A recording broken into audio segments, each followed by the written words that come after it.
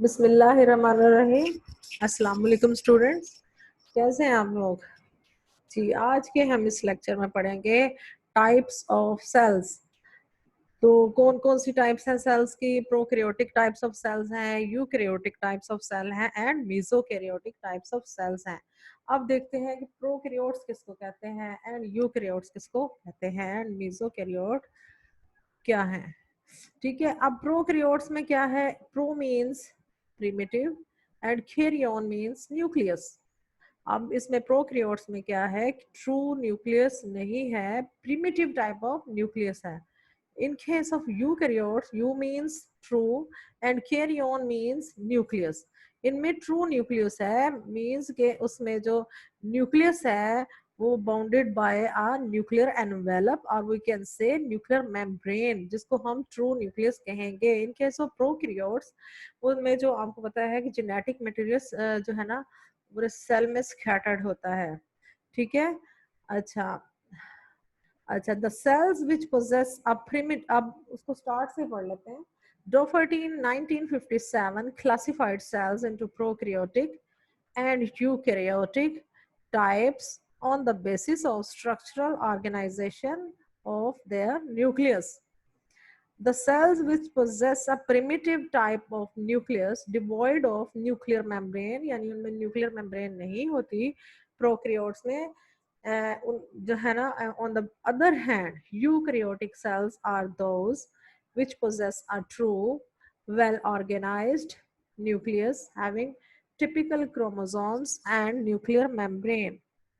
All right, Dodge et al. 1966 proposed a third type which can be placed between prokaryotic and eukaryotic cells. कि इनके कुछ features जो हैं prokaryotic type होंगे, कुछ यूकैरियोटिक टाइप होंगे, इन्हें मेसोकैरियोटिक जो है ना टाइप ऑफ सेल्स बोलेंगे। अच्छा, अब हम देखते हैं प्रोकैरियोटिक सेल्स में कुछ डिटेल्स देखते हैं। There is primitive type of nucleus which is not bounded by nuclear membrane as true nucleus and is termed as nucleoid. इसमें ट्रू न्यूक्लियस नहीं है, आपको पता है न्यूक्लियर, ये देखें जो है इस तरह से जेनेटिक मटेरियल स्कैटर्ड है, तो इस कंडीशन को हम पूरे के पूरे को हम न्यूक्लियोइड भी बोलते हैं।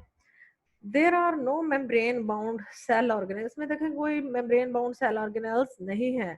इन folding of plasma membrane called mesosome take, अब मेम्ब्रेन बाउंड प्लाज्मा मेम्ब्रेन की इनफोल्डिंग ही होती है जो सारे एक्शन परफॉर्म करती है। The nuclear material lies diffused in central part, ये देखिए central position में nuclear material है of the cell. The genetic material consists of DNA but it is not associated with proteins, histone. अब इसमें protein histone protein की folding नहीं होती, जैसे आपने पढ़ा हुआ एफएसए में कि हिस्टोन प्रोटीन किस तरह के फोल्डिंग स्ट्रक्चर डीएनए में, इसमें क्योंकि इस तरह से है प्रिमिटिव टाइप ऑफ डीएनए, इसमें हिस्टोन्स प्रोटीन जो है वो इनकी एसोसिएशन नहीं होती। Prokaryotic cells are generally smaller than eukaryotic cells. The cells of bacteria, archaea and blue-green algae, Mycoplasma riccia are included in this type. All right. Eukaryotic cells. Eukaryotic, in this type of cell organization, there is a definite true nucleus surrounded by definite nuclear membrane. All right. उसी ही की उसी की वही चीज है, उसी को दूसरे इन अदर वर्ड्स उसको ना डिफाइन किया हुआ है। The genetic material consists of DNA complexed with histone proteins to form well-developed chromatin chromosomes. अब इसमें हिस्टोन प्रोटीन्स होंगी, उसकी एसोसिएशन होंगी और जो फुली ऑर्गेनाइज्ड न्यूक्लियस होगा और फुली डेवलप जो है क्रोमोसोम्स होंगे। न्यूक्लियस एज न्यूक्लियोलस, इसमें न्यूक्लियोलस भी होगा, आगे हम पढ़ेंगे इसमें सारे ऑर्गेनेल्स, उनके स्ट्रक्चर एंड उनके कुछ फंक्शंस को। There are different membrane-bound cell organelles such as mitochondrion, endoplasmic reticulum, Golgi bodies, plastids, etc. for different functions. इसमें जो सारे membrane bound organelles होंगे जो अपने different functions perform करेंगे। Prokaryotes में क्या था कि membrane bound cell organelles नहीं थे, जिसमें जो है ना सेल मेम्ब्रेन ही फुल फोल्डिंग होती थी जो डिफरेंट फंक्शंस परफॉर्म करती थी। अच्छा, plastids are present in the plant cells only. ये तो आपको पता ही है कि क्लोरोप्लास्ट या प्लास्टिड जो है ओवरऑल हम कहेंगे है तो वो सिर्फ प्लांट सेल्स में ही होंगे। This type of cells are in general larger and more organised than prokaryotic cells. पीछे पढ़ चुके हैं कि ये लार्जर होंगे, ज्यादा ऑर्गेनाइज्ड होंगे as compared to prokaryotic cells. Most of the plants and animal cells fall under the category except blue green algae। उन्हें पता आपको सेपरेट उनकी जो है ना क्लासिफिकेशन के पॉइंट ऑफ व्यू से सेपरेट किंगडम में रखा गया है। अच्छा, अब मीजोकैरियोटिक इन सम ऑर्गेनिजम्स द डिनोफ्लैजेलेट, ये इनका अलग से क्लासिफिकेशन है इनकी। इनमें genetic material is surrounded by nuclear membrane. जो इसका ना आप देखें, ये तो जेनेटिक मटेरियल है, इसमें न्यूक्लियर मेम्ब्रेन है, ये इसमें यूकैरियोटिक कैरेक्टर है, बट हिस्टोन प्रोटीन की एसोसिएशन नहीं है। So this is a primitive character, prokaryotic character है। So that's why they are called mesokaryotic cells. इनमें बोथ जो है ना मिक्स्ड कैरेक्टर्स होंगे, प्रोकैरियोट्स के एंड यूकैरियोट्स के। The nucleus is larger in size and has been named as mesokaryon। ये एक साइंटिस्ट ने इसको डिस्कवर किया था। These types of cells which are intermediate between prokaryotes and eukaryotes are called mesokaryotic cells. In these types of cells the mitotic spindle is not harmed। mitotic spindle का तो आपको पता ही है, क्रोमोसोम अटैच होते हैं। The cells of certain algae like, ये उनकी different types हैं, इनकी एग्जाम्पल हैं, ठीक है। जिम्नोडीनियम है, आगे है पेरिडीनियम है, कुछ तरह से है ना इनकी एग्जांपल। अच्छा, अब इनके ना इस तरह मैंने टैबुलेटेड फॉर्म में एक स्लाइड ऐड की है कि आपके बहुत इजी हो जाए। एक इनके कैरेक्टरिस्टिक्स जो हैं डिफर करते हैं जो प्रोकैरियोट्स में एंड यूकैरियोट्स में।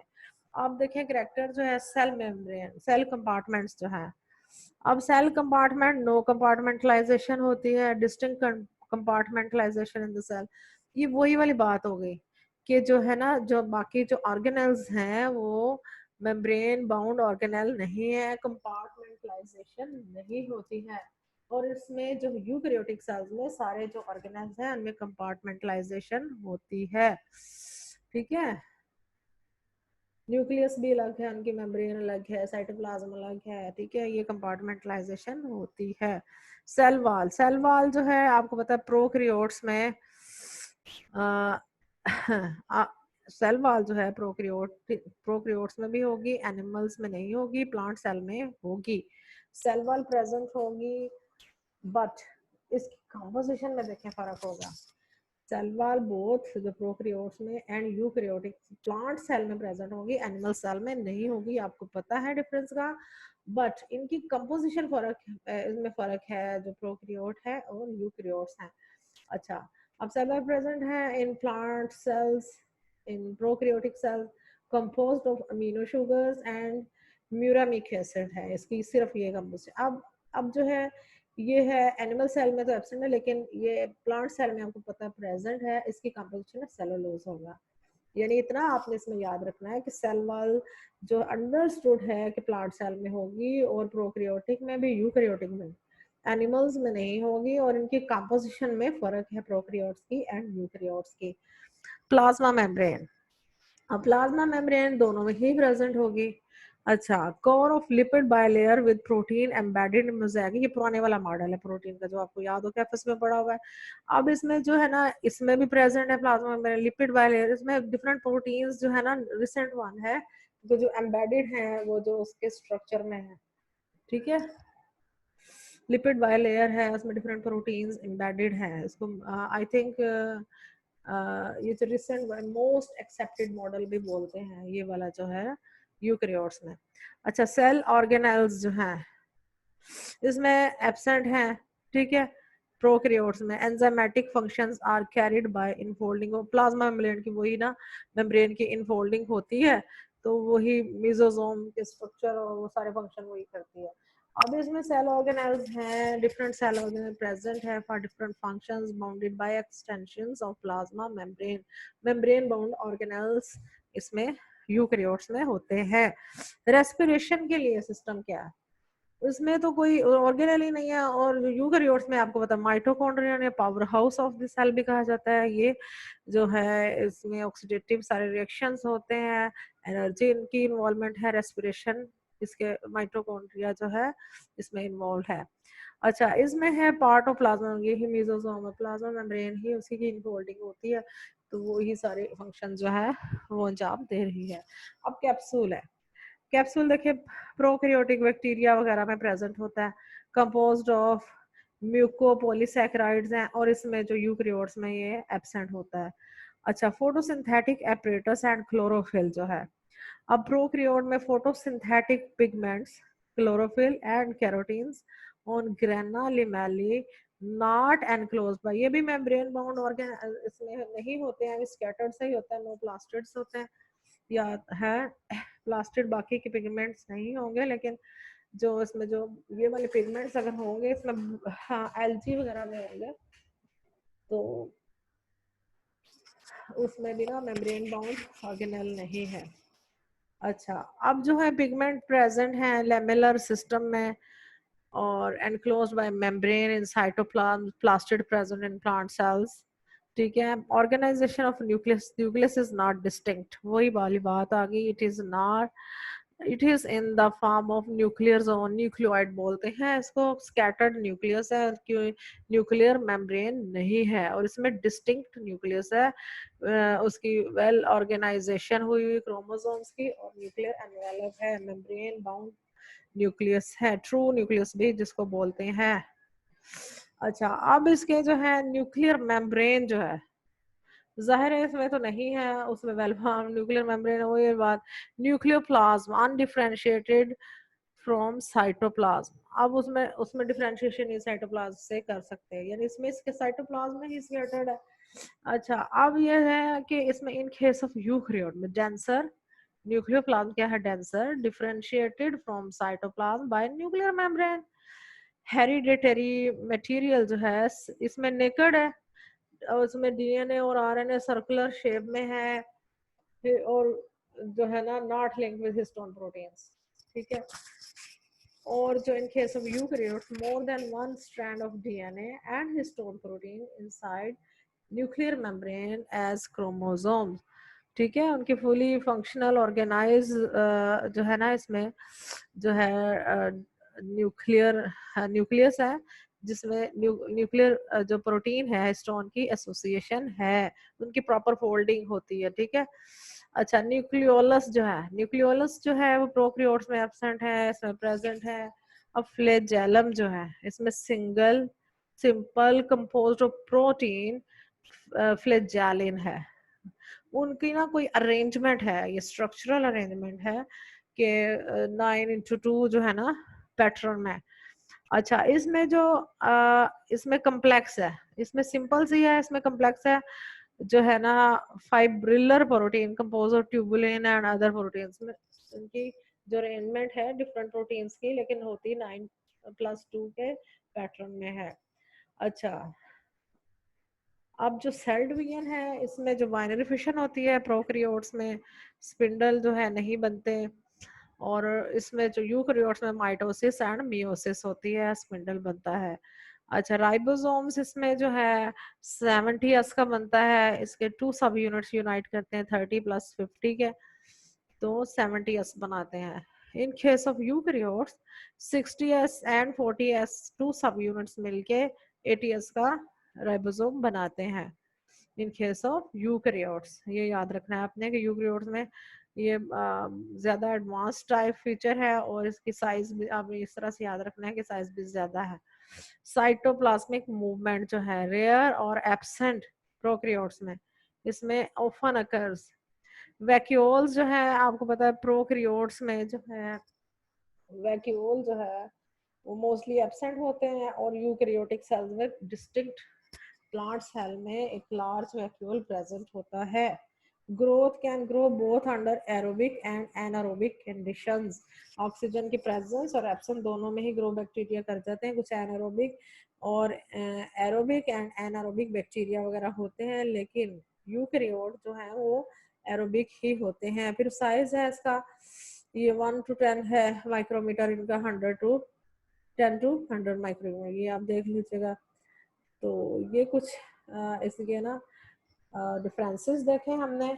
अब जो है ना हम इनके जो है आज हमने इसको खत्म करना है ये हमारा लेक्चर को। इसमें अब जो डिफरेंट ऑर्गेनल्स हैं उनके जो डिफरेंट फंक्शंस हैं उसको हम देखते हैं। अच्छा, अब सेल के ऑर्गेनल्स हैं उनके फंक्शंस को देखते हैं। ये देखें, ये एक एनिमल सेल्स है। इसमें आप ये देखें, ये देखें 1 to 12 तक इनके डिफरेंट जो है ना ईच ऑर्गेनल जो है ना उसकी थोड़ी थोड़ी एक्सप्लेनेशन एक एक दो दो लाइन की दी हुई है। अगर हम इसको भी देख लेना तो हमें काफी जो प्रीलिमिनरी कंसेप्ट है वो क्लियर होता है। सबसे पहले पे आते हैं जी, ये सबसे पहले जो है प्लाज्मा मेम्ब्रेन है। ये किससे बनी होती है? Lipid bilayer in which proteins are embedded. Alright, ये आपने पढ़ा हुआ है। अच्छा, ये देखेंगे लिपिड बाइलेयर है और ये मेम्ब्रेन जो प्रोटीन है इसमें एम्बेडेड है। ठीक है, अब हम जो है ना सेकंड पे आ जाते हैं। ये इन्होंने ना थोड़ी सी मिस्टेक हुई हुई है, सेकंड को फिर सेकंड करके ही लिखा हुआ है, यानी 13 बनने थे, यहाँ पे 3 आना था। ठीक है, चलो सेकंड पे माइटोकॉन्ड्रियन। माइटोकॉन्ड्रियन आपको पता है पावर हाउस ऑफ सेल भी कहा जाता है, और ये रेस्पिरेशन में इनकी इन्वॉल्वमेंट है। ऑक्सीडेटिव जितने भी रिएक्शंस होते हैं मेटाबॉलिक, ये इसमें होते हैं। देखें, organelles in which energy is extracted from food during oxidative metabolism. अच्छा, अब उसके बाद साइटोप्लाज्म है, यहाँ पे 3 होना चाहिए, ये थोड़ी सी मिस्टेक है जो है ना फिगर में, इस डायग्राम में। अच्छा, ये है cytoplasm, semi fluid matrix that contains the nucleus and other organelles. ठीक है। अच्छा, अब जो है अब हम आ जाते हैं, इन्होंने थर्ड नंबर जो है ना, अच्छा थर्ड नंबर प्रेजेंट नहीं किया हुआ, लेकिन वो अंडरस्टूड है कि हमें मिस्टेकनली जो है ना थर्ड लिखा गया है आंसर। ठीक है, अब साइटोस्केलेटन क्या है जी? साइटोस्केलेटन में ये देखें, microtubules, intermediate filament and actin filament आ जाता है। ये देखें, ये एक्टिन फिलामेंट है, ये वाला, ये इंटरमीडिएट फिलामेंट है, ये वाला। ठीक है, अब जो है माइक्रोट्यूब्यूल है, ये वाला माइक्रोट्यूब्यूल है, इंटरमीडिएट फिलामेंट है एंड एक्टिन फिलामेंट। इस सारे के इन तीनों चीजों को हम क्या बोलेंगे? साइटोस्केलेटन। जैसे ह्यूमन में स्केलेटन है ना, उसकी बेस पे हम लोग खड़े हैं, इस सेल में भी ये स्केलेटन प्रोवाइड करते हैं, इसको साइटोस्केलेटन बोलते हैं। इनका फंक्शन क्या है? सपोर्ट करना ऑर्गेनल्स को एंड सेल को प्रॉपर शेप देना, अब play a role in cell movement में। अच्छा, माइक्रोट्यूब्यूल्स को अगर देखा जाए तो माइक्रोट्यूब्यूल्स ये, अच्छा ट्यूब ऑफ प्रोटीन होती है। ठीक है, molecules present in cytoplasm, centriole, cilia and flagella. Intermediate filament जो है ये वाला, अच्छा इंटरमीडिएट फिलामेंट, अच्छा intertwine protein fibers that provide support and strength. Actin filament जी। अब ये कहता है twisted protein fibres that are responsible for cell movement. ठीक है, आप 5th वन पे आ जाते हैं, न्यूक्लियस। ये न्यूक्लियस है सारे का सारा। अब न्यूक्लियस में भी आगे जो है ना उसकी देखें कि क्या क्या चीजें उसमें है। ठीक है, न्यूक्लियस जो है इसमें न्यूक्लियर पोर है, ये देखें, ये जो है ना न्यूक्लियर एनवेलप है, ये वाला ये। अब उसके अंदर ये आपको छोटे छोटे पोर नजर, न्यूक्लियर पोर बोलेंगे। अच्छा, अब उसमें एक और स्ट्रक्चर सेंटर में आपको नजर आता है, ये इसको हम न्यूक्लियोलस बोलेंगे। ठीक है, अच्छा, अब इसको सारे को हम न्यूक्लियस कह देंगे। अब न्यूक्लियस क्या है, सेंटर है सेल में, ठीक है। अब न्यूक्लियोलस में क्या होता है, side where ribosomes are produce, यहाँ पे राइबोसोम्स आर प्रोड्यूस्ड होते हैं, ठीक है। और यहाँ पे राइबोसोम की प्रोडक्शन होती है। न्यूक्लियर एनवेलप जो है double membrane between the nucleus and cytoplasm. अब ये है न्यूक्लियर एनवेलप है, ये डबल मेम्ब्रेन बाउंड ऑर्गेनेल है जो साइटोप्लाज्म को डिफरेंशिएट करता है। न्यूक्लियर पोर जो है opening embedded with proteins that regulates passage into and out of the nucleus में प्रोटीन की जो इनवर्ड एंड आउटवर्ड जो है मूवमेंट होती है, ठीक है। जो भी मटेरियल है न्यूक्लियस से उनकी मूवमेंट में इनका रोल है, इनवर्ड एंड आउटवर्ड में। अच्छा, अब हमने फिफ्थ वन पे आए थे। अब सिक्स्थ वन किसको कह रहा है, ये सिक्स वन इस दोनों को कह रहा है, स्मूथ और रफ एंडोप्लाज्मिक रेटिकुलम को कह रहा है। अच्छा, अब जो है ये वाले जो हैं ये जिनके साथ ग्रेन्स ग्रेन्स अटैच है, ये हमारे रफ एंडोप्लाज्मिक रेटिकुलम हैं, ठीक है। अच्छा, रफ एंडोप्लाज्मिक रेटिकुलम है। इंटरनल मेम्ब्रेन इसमें जो studied with ribosomes that carry out protein. ये जो इनका क्या है, फंक्शन क्या है कि internal membrane studied with ribosome that carry out protein synthesis, ये प्रोटीन सिंथेसिस में हेल्प आउट करते हैं। अच्छा, स्मूथ एंडोप्लाज्मिक रेटिकुलम क्या करता है, system of internal membrane that adds in the manufacture of carbohydrates and lipids.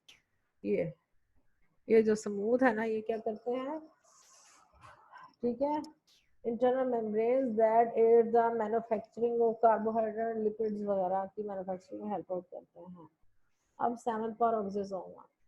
अच्छा, इसमें ये कि पैरोक्सिसोम ये, अच्छा, vesicles that contains enzymes that carry out particular reactions such as detoxifying potentially harmful molecules, ठीक है, उसको डिटॉक्सिफाई करते हैं, प्रोडक्शन ऑफ एंजाइम करते हैं सेल के अंदर, ठीक है। अच्छा, अब जो है एट्थ नंबर पे आते हैं राइबोसोम्स। इनका नंबर नहीं दिया हुआ, small complexes of RNA and protein that are site of protein synthesis. आपको तो राइबोसोम्स का क्या फंक्शन है, एंडोप्लाज्मिक रेटिकुलम के साथ अटैच है, ठीक है। अब राइबोसोम आपको तो प्रोटीन सिंथेसिस में का रोल है, ठीक है। आगे हम की डिटेल्स में पढ़ेंगे। अच्छा, अब जो है सेवंथ नंबर पे उन्होंने पैरोक्सिसोम और लाइसोसोम को भी रखा। ये देखिए, ये मिलता जुलता है। लाइसोसोम वेसिकल है that breaks down macromolecules and digest worn out cell जो है ना कंपोनेंट। लाइसोसोम क्या है कि जैसे मैक्रोमोलेक्यूल जो प्रोटीन वगैरह जो प्रोटीन्स वगैरह हैं उसके जो है ना लार्जर प्रोटीन को चॉप डाउन करते हैं, ब्रेक डाउन करते हैं स्मॉलर प्रोटीन को, और इनके लिटिक फंक्शन है, मतलब लिटिक लाइसिस से निकला है, ब्रेक डाउन स्मॉलर वन में ना कंपोनेंट्स में, इसको वो ब्रेक डाउन करते हैं लार्जर प्रोटीन मॉलिक्यूल्स को, डाइजेशन में इसकी इनका रोल है। अच्छा, अब जो है सिक्स्थ नंबर पे उन्होंने इसको भी कहा है गोल्जी कम्प्लेक्स। ये अब इसमें कोलेक्ट्स क्या करता है, package and distribute molecules manufactured in the cell. अब क्या करता है, collects package and distribute molecules manufactured in the cell. Distribute, package and collect, जितने भी मॉलिक्यूल्स हैं इनको देखें, कलेक्ट करता है, डिस्ट्रीब्यूट और जो है ना पैकेज करता है सेल में, इनका ये रोल है।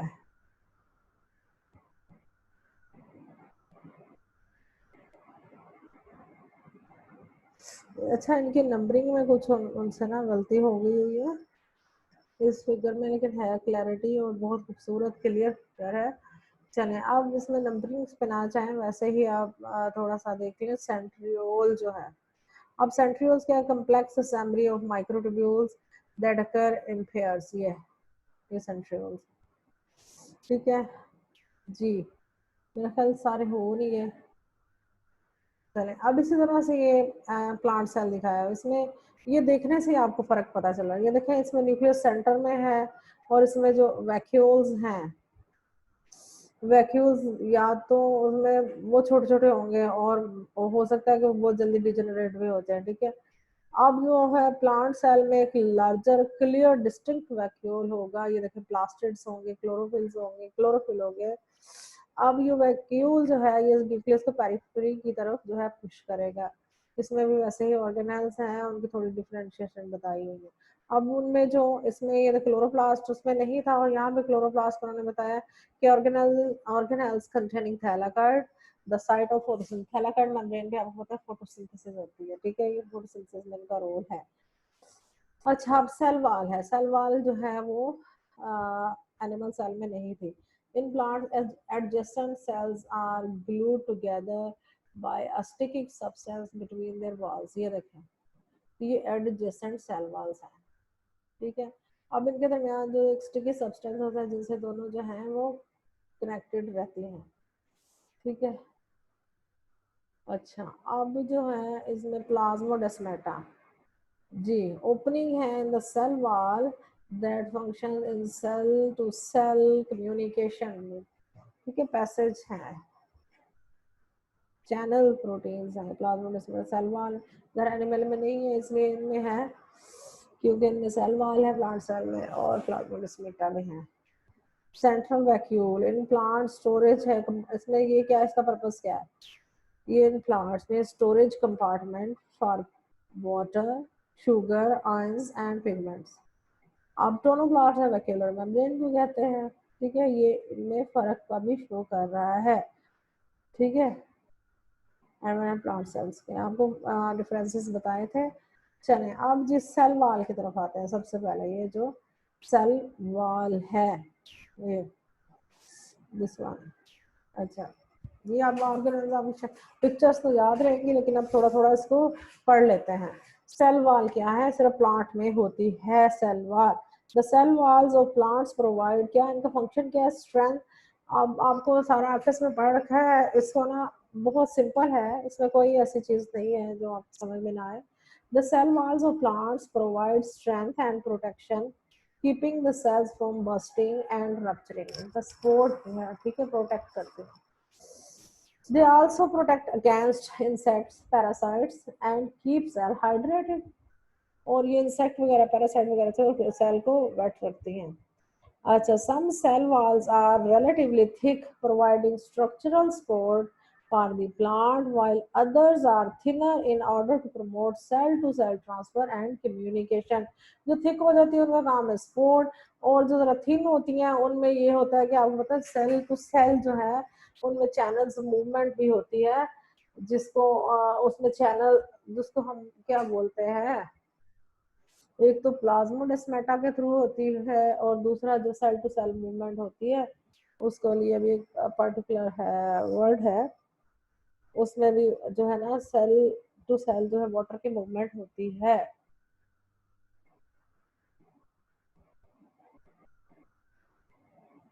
अच्छा, ये देखें प्लांट सेल वॉल, इसका स्ट्रक्चर वैसे आपको पहले भी दिखा चुके हैं। ये सेल वॉल है, ये इसका इनसाइड है, ठीक है। अब जो है ये टू वॉल्स हैं, इनके सेंटर में जो है ना, जो है ये समझे ग्लू नहीं होता, उसका काम क्या होता है? जोड़ना। इनमें जो मिडल लमेला है वो दोनों जो इनसाइड आउटसाइड की वॉल को जोड़ के रखती है, ठीक है। इसका स्ट्रक्चर डिटेल में आप पिछले सेमेस्टर में पढ़ चुके हैं। Cell membrane, the primary function of cell membrane क्या है? अब सेल मेम्ब्रेन दोनों में प्रेजेंट है, प्लांट में भी एनिमल सेल में भी। और primary function of cell membrane is to encapsulate the cell contents, ठीक है। इट कंटेन्स, इसका भी सपोर्ट है, उसकी प्रोटेक्शन है। It contains all of the cell structure within it, cell membrane के जितने स्ट्रक्चर है उसके अंदर होते हैं। Its secondary function include regulating उसका अब secondary function, what molecules and substances can enter and exit the cell and its water balance. अब इसका जो सेकेंड इसका फंक्शन आफ्टर सपोर्ट जो है ना प्रोटेक्शन के अलावा क्या है कि इसमें जो आपको पता है सेल मेम्ब्रेन में कुछ चैनल प्रोटीन्स होते हैं जो है ना, अब जो है कैरियर प्रोटीन होती है। अब उसमें क्या होता है कि रेगुलेशन पॉजिटिव और नेगेटिव दोनों सेंस में होती है कि इसने सेल मेम्ब्रेन में जो आयंस और जो है ना जो चैनल प्रोटीन्स क्या करती हैं कि कुछ चीजें जो है सेल से बाहर ले जाती हैं, कुछ अंदर ले आती हैं, और इस तरह जो है ना सेल के अंदर जो है साइटोप्लाज्म के अंदर जो है पीएच जो है वो मेंटेन रहती है, रेगुलेट रखती है। सेल मेम्ब्रेन जो है एक सेल के अंदर एसिडिक एंड बेसिक कंडीशन में जो भी आती रहे उनमें बफर कंडीशन को मेंटेन रखती है, उसके पीएच एक ऑप्टिमाइज रखती है। अच्छा, there are 5 ways of molecules and substances can enter or leave the cell as it performs the central function of cell। अब उसके 5 जो फंक्शन है ना 5 ways में, वो उसका क्या है, अब इसमें 3 जो देख लें। अब 3 जो है ना of these means are passive and 2 are active. आपको पता है एक्टिव ट्रांसपोर्ट होती है, पैसिव ट्रांसपोर्ट होती है। पैसिव जो है मीन्स ट्रांसपोर्टेशन और लिपिड जो है उनकी डिफ्यूजन पैसिव होती है, ऑस्मोसिस एंड जो है ना the passive means of transportation और लिपिड डिफ्यूजन है, ऑस्मोसिस एंड पैसिव ट्रांसपोर्ट है। आपको ऑस्मोसिस का पता क्या होती है, डिफ्यूजन क्या होती है?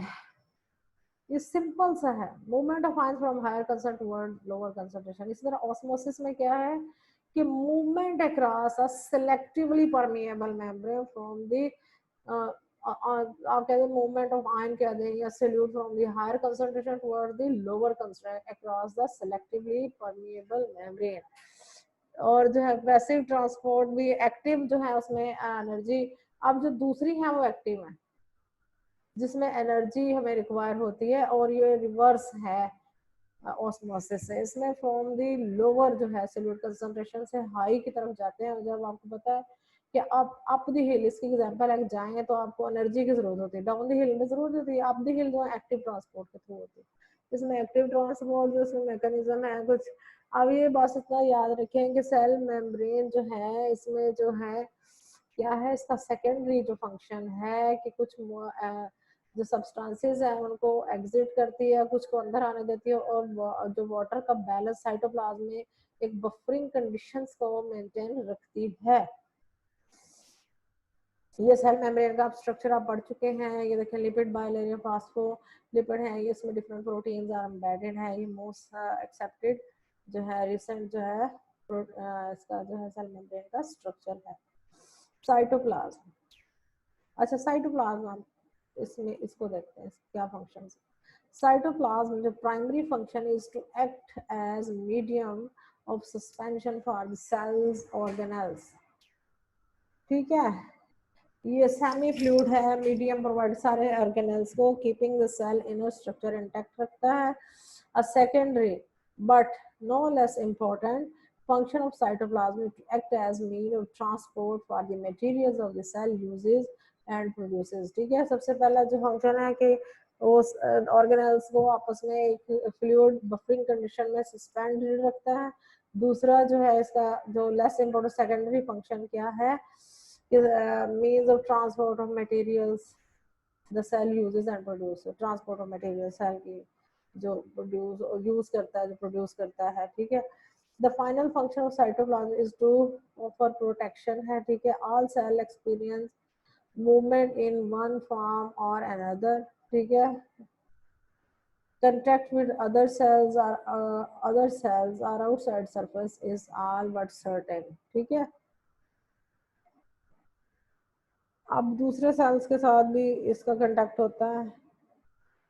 ठीक है, अब cytoplasm act as a buffer, वही वाली बात आ गई कि बफर क्या होता है कि एसिडिक और बेसिक कंडीशंस भी हों लेकिन उसमें पीएच मेंटेन रखता है इनसाइड वो जो सेमी फ्लूइड सा स्ट्रक्चर है उसमें, ताकि अपने ऑर्गेनेल्स और एक सेल को शॉक ना लगे, उसमें एक बैलेंस्ड और रेगुलेटेड कंडीशन में रखता है और प्रोटेक्ट कर ऑर्गेनेल को शॉक वगैरह ना लगे कोई भी ना, मतलब कि जैसे एसिडिक बहुत ज्यादा सेल को डैमेज से बचाता है, उसमें बफरिंग कंडीशन को मेंटेन रखता है। न्यूक्लियस जो है, अच्छा न्यूक्लियस इंपॉर्टेंट है। ये देखें इसका स्ट्रक्चर पहले भी हम देख चुके हैं। ये आउटर मेम्ब्रेन है, देखें ये वाली, ये डबल मेम्ब्रेन बाउंडेड ऑर्गेनेल है, ये न्यूक्लियोप्लाज्म है, ये न्यूक्लियोलस है, इसके अंदर यहाँ पे क्रोमेटिन है, न्यूक्लियर एनवेलप है, ये इसमें न्यूक्लियर पोर है। ठीक है, अब देखें स्ट्रक्चर तो हमने देख लिया, अब देख लें फंक्शंस क्या है। It controls the heredity characteristics of an organism, it is responsible for protein synthesis, cell division, growth and differentiation. Alright, इसमें ज़ाहिर है कि आपको प्रोटीन न्यूक्लियस है, उसमें डीएनए, डीएनए से रिलेटेड आरएनए जो फिर है प्रोटीन सिंथेसिस, सारे इसमें ग्रोथ डिफरेंशिएशन के रोल हैं। सो nucleus stores heredity material in the form of DNA, it stores proteins and RNA in the nucleus. इसमें ऐसी कोई चीज़ नहीं है जो समझाना अपने सारे एफएस में पढ़ी हूँ, वेरी सिंपल है। It is site of transcription, transcription translation protein synthesis के सारे। अब ट्रांसक्रिप्शन क्या है कि डबल स्ट्रैंडेड डीएनए से सिंगल स्ट्रैंडेड मैसेंजर आरएनए से डीएनए से जब इंफॉर्मेशन आती है उसको हम ट्रांसक्रिप्शन कहते हैं। अब जो ट्रांसक्रिप्शन जो है मैसेंजर आरएनए से प्रोटीन का बन जाना, उसको हम जो है ट्रांसलेशन बोलते हैं, और ये प्रोटीन सिंथेसिस में इसका रोल है सारे का सारा। It aids in exchange of DNA and RNA between the nucleus and the rest of the cell. अब न्यूक्लियोलस जो इसका स्ट्रक्चर है, न्यूक्लियोलस ये वाला, इसके बारे में हम पढ़ते हैं।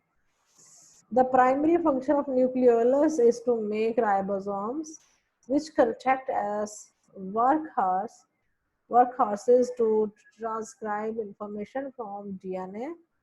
ठीक है? The size of nucleolus can vary depending on the type of cell it is in.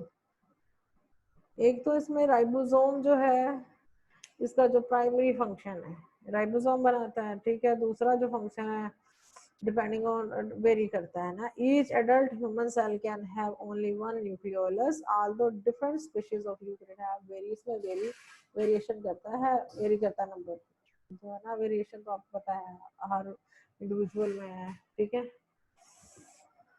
Chromatin जो है, अब क्रोमेटिन जो है ये वाला स्ट्रक्चर, ये देखें दिस वन, इसके बारे में कुछ थोड़ा बहुत इसके फंक्शंस देखते हैं। Chromatin. Chromatin is DNA in the nucleus of cell that has been condensed. अब chromatin क्या है? Network of DNA जिसकी कंडेंसेशन होती है, sometime modified into relatively intact state में हो जाता है, inactive state में, sorry, modified into relatively inactive state, condensation inactive sometimes होता है। The majority most of human DNA exists in the condensed state. अभी ह्यूमन का जो ज्यादातर डीएनए है ना इसी कंडेंस स्टेट में होता है at any given time, which allows its over 6 foot length to fit within the microscopic confine of the nucleus. यहाँ पे अपने कंफ्यूज नहीं होना। क्या आपको पता है कि जो ह्यूमन डीएनए है उसकी जो है लेंथ जो है वो 6 फुट की होती है, और उसमें बता रहा है कि उसमें सारा कंडेंस फॉर्म में कंडेंसेशन हो गया, उसकी सारी की सारी माइक्रोस्कोपिक कन्फाइनमेंट में अगर आप देखें ना तो न्यूक्लियोलस में नजर आएगा आपको, वो क्रोमेटिन में नजर आएगा, सॉरी, ठीक है, इस वाली जगह पे। अच्छा, accessing DNA that has been condensed into chromatin is often two-fold process involving a reorganization of the condensed DNA. अब देखें इसमें एक लफ्ज आएगा, अब हमारे पास जो है ना जिसको हम चलें देखते हैं जी। अब इसमें जो है ना accessing DNA that has been condensed into chromatin is often two fold process है, ठीक है। इसमें जो है कंडेंसेशन दो, इसमें जो है ना टू फोल्ड प्रोसेस है involving reorganization of the condensed DNA. अब जो कंडेंस्ड है उसकी ऑर्गेनाइजेशन रीऑर्गेनाइजेशन होगी, देखिए ना, removal of any modification that previously signalled condensation, उसमें यानी कि चेंजेस आती रहती हैं। ऑर्गेनाइजेशन और रीऑर्गेनाइजेशन जो है होती ही रहती है, डीऑर्गेनाइजेशन, ऑर्गेनाइजेशन, ठीक है, कंडेंसेशन, ये इसमें चेंजेस आती रहती हैं। अच्छा, the release of condensed DNA is called chromatin remodelling. अच्छा, अब जो फाइनल जो कंडेंस डीएनए को इस प्रोसेस को क्या बोलते हैं, जिसमें रीऑर्गेनाइजेशन होती रहती है, उसमें तो फोल्डिंग होती रहती है, इसको जो है ना क्रोमेटिन रिमॉडलिंग भी बोलते हैं। इज यूजुअली अब ये जो क्रोमेटिन रिमॉडलिंग है ना, ये इतना क्विक प्रोसेस है, इतना क्विक प्रोसेस है कि आप देखें 1 सेकंड का थाउजेंड्स और मिलियंस जो है इतने टाइम में हो जाती है। देखिए जरा हाउ मच, आप अंदाजा करें कि हाउ क्विक इट इज। ठीक है, दिस प्रोसेस जो है ये जो प्रोसेस जो है ना, कौन सा प्रोसेस है? रीमॉडलिंग जिसको बोलते हैं, क्रोमेटिन रीमॉडलिंग इतना फास्ट है, इतना फास्ट है कि 1 सेकंड के थाउजेंड्स और मिलियंस जो है ना टाइम में इसकी रीमॉडलिंग हो जाती है। जो ऑर्गेनाइजेशन, रीऑर्गेनाइजेशन, डीऑर्गेनाइजेशन, कंडेंसेशन, इसमें ये चेंजेस आते रहते हैं।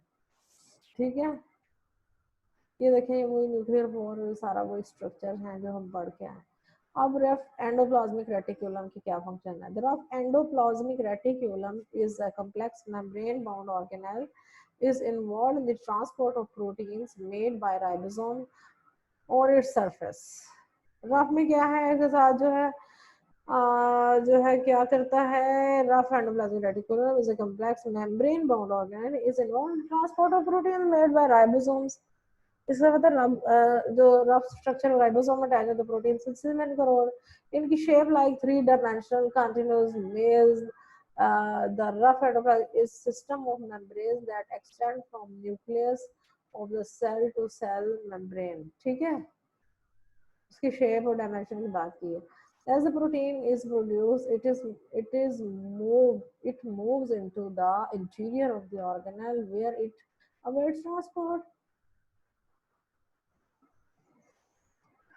अब जो है ना जैसे प्रोटीन बनेगी उसकी इनसाइड को जाती रहेगी जहां पे वो ट्रांसपोर्ट का वेट करेगी। Another function of the rough endoplasmic reticulum is the modification of some of the protein produced। इसमें प्रोटीन का कोई प्रोटीन सिंथेसिस में रोल है, इसमें प्रोटीन जो है ना जो बन गई उसकी मॉडिफिकेशन में इसका रोल है, या आपने याद रखना है।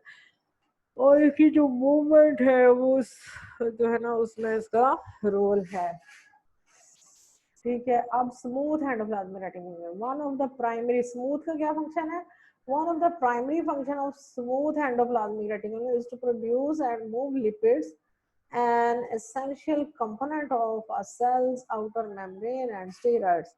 ठीक है, अब इसमें तो ऐसी कोई बात नहीं है जो अब इसको एक्सप्लेन की जाए। इसमें क्या रेटिकुलम, इसमें production and reticulum is to produce and move lipids. ठीक है, and essential component of cells outer membrane, component of cells outer membrane की तरफ से है ना, उनकी प्रोडक्शन एंड मूवमेंट होती है। Another function it performs in all cell is the final production of glucose and energy storage molecule। The smooth endoplasmic reticulum also metabolizes natural and ingested toxin। ये उनकी जो है ना, हमने कोई सेल जो इंजेस्ट कर लेता है टॉक्सिन को, और जो है ना नेचुरली और या कोई इंजेस्टेड टॉक्सिन उनकी भी मेटाबॉलिज्म कर देता है, डिटॉक्सिफाई कर देता है। अच्छा, आप जो है राइबोसोम्स, आपको राइबोसोम को तो आपको याद, प्रोटीन स्ट्रक्चर सिंथेसिस को याद रखें। उसमें देखें कि आप में उसमें जो है ना 2 राइबोसोम के सब यूनिट है। ठीक है, मैसेंजर आरएनए उस पर अटैच होता है। इसका क्या है, प्रोटीन सिंथेसिस में इसका मेन फंक्शन है, ये है vehicle, as a vehicle use होता है protein synthesis. The function of ribosome is the manufacture of protein in biological cell using RNA. अब आपको पता है मैसेंजर आरएनए सेंटर में लग जाता है, ऊपर एक स्मॉलर सब यूनिट राइबोसोम, नीचे लार्जर यूनिट अटैच होता है। और आरएनए में क्या है कि अमीनो एसिड्स के कोडॉन है डिफरेंट लगे हुए। इन microbiology the function of a ribosome is to read the information contained in messenger RNA while creating proteins। अब वो उसमें क्या करते हैं कि मैसेंजर आरएनए में जो डिफरेंट कोडॉन्स लगे होते हैं वो उसके साथ मूव करते हैं, जहां पे वो कंपैटिबल कोडॉन के साथ उसके साथ कंपैटिबिलिटी होती है, अब उसको रीड करता है और प्रोटीन सिंथेसिस में इसका रोल है। फिर देन नेक्स्ट मूव करता है, जैसे पॉली ए टेल में आगे हम प्रोटीन सिंथेसिस में पढ़ेंगे। The function of ribosome is to build an amino acid chain which will create a specific form of protein। अब वो तो पॉलीपेप्टाइड बनाता है, ठीक है, जिसको हम एक प्रोटीन कह देते हैं। अच्छा, it does so by reading the genetic instructions contained in the messenger RNA। the two ribosome सब यूनिट आपको वही बताया, कंबाइन करते हैं एंड लॉक उनको मैसेंजर आरएनए उनके सेंटर में हो जाता है लॉक। इसमें प्रोटीन जो है सिंथेसिस के प्रोसेस के ड्यूरिंग जो है लाइसोसोम्स है। अब इनका नाम से ही lysolytic function, break down इसका फंक्शन है डाइजेशन में। जो जो मैक्रोमोलिक्यूल्स हैं इनको स्मॉलर मॉलिक्यूल में चॉप डाउन करता है, ठीक है। Lysosome is structure inside the animal cell which breaks down the materials into compounds which can be used or discarded by the cell as needed.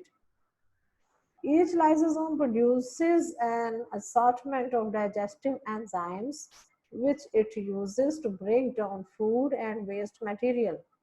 Lysosomes also play other important role in cell upkeep, ranging from consuming worn-out structure within the cell to attacking foreign bacteria before it has chance to penetrate the cells। वही वाली बात आ गई कि कोई बाहर से कोई अगर टॉक्सिन आ जाता है तो लाइसोसोम क्या करते हैं, एनगल्फ कर लेते हैं, उनके सराउंड कर लेते हैं।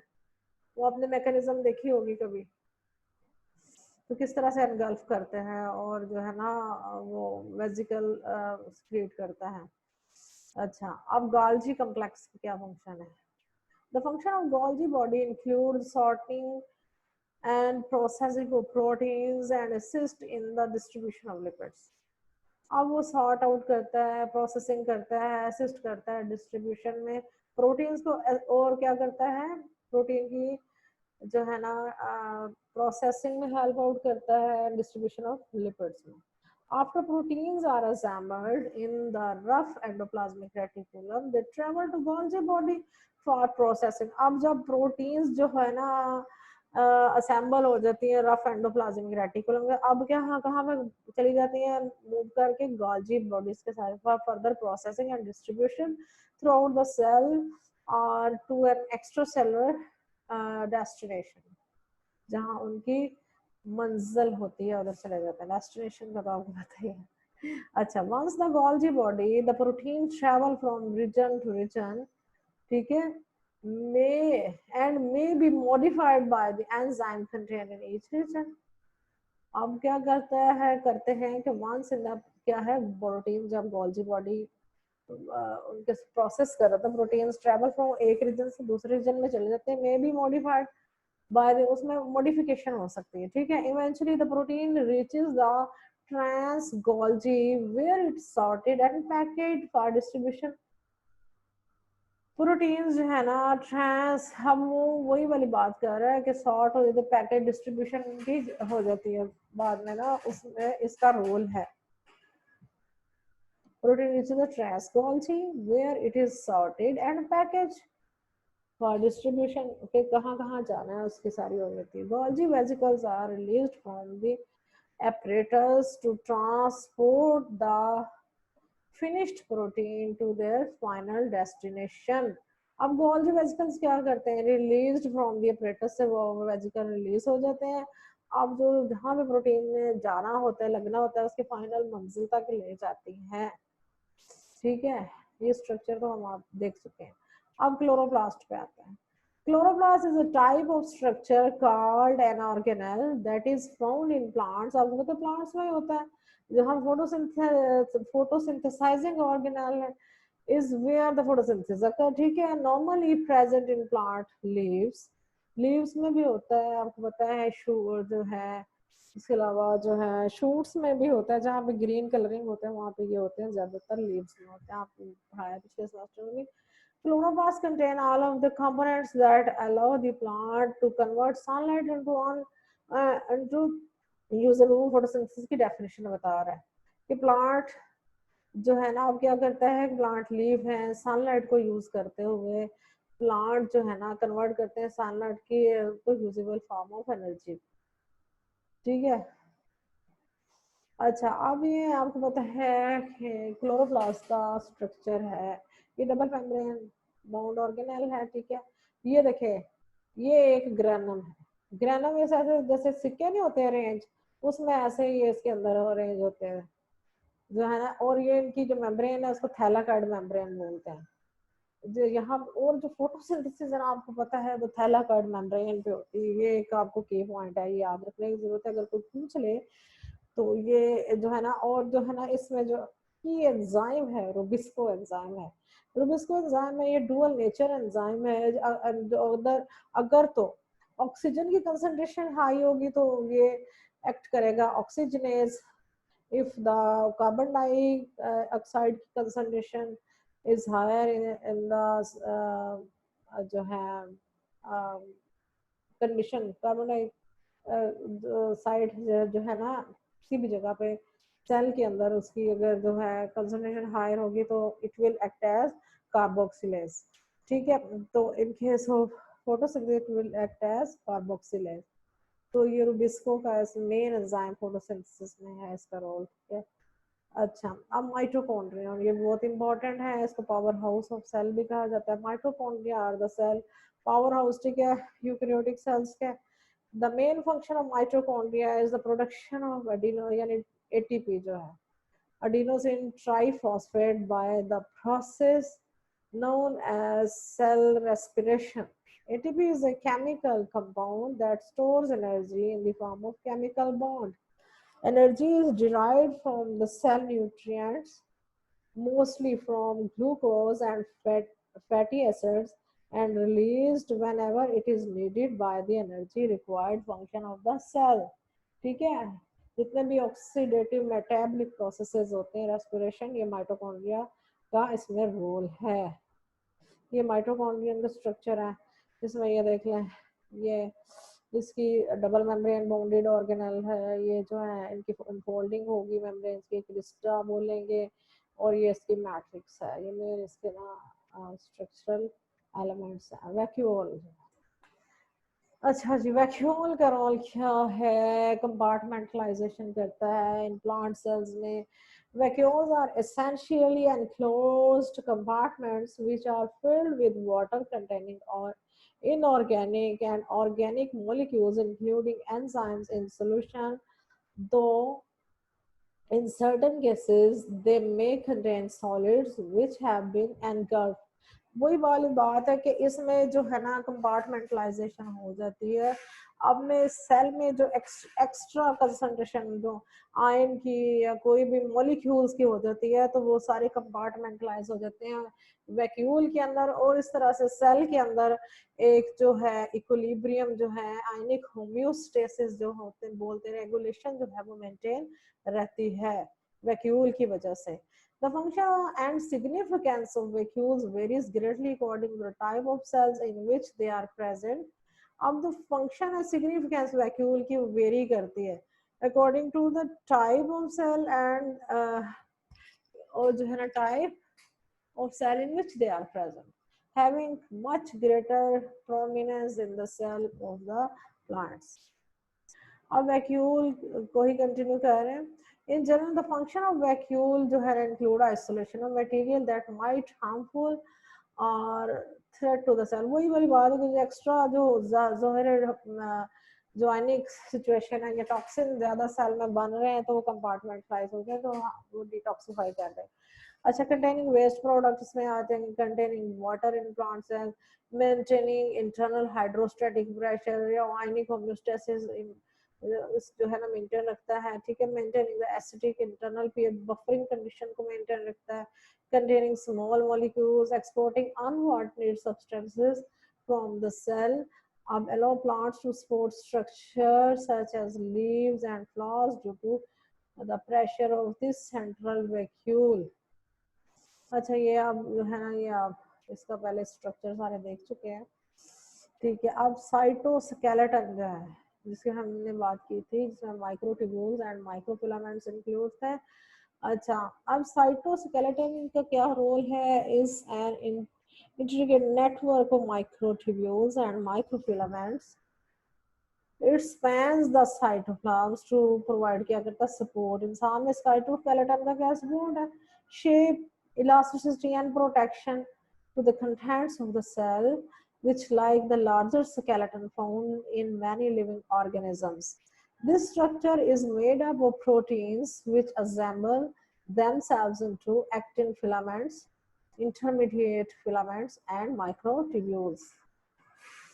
ठीक है, इनकी असेंबली बताई हुई है.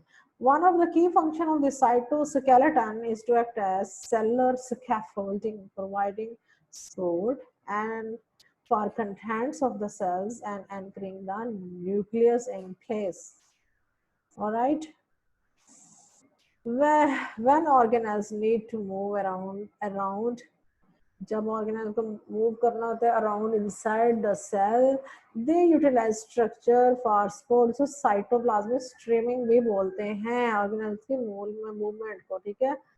The cytoskeleton also enable the cell itself to move within with the assistance of tiny projections called cilia.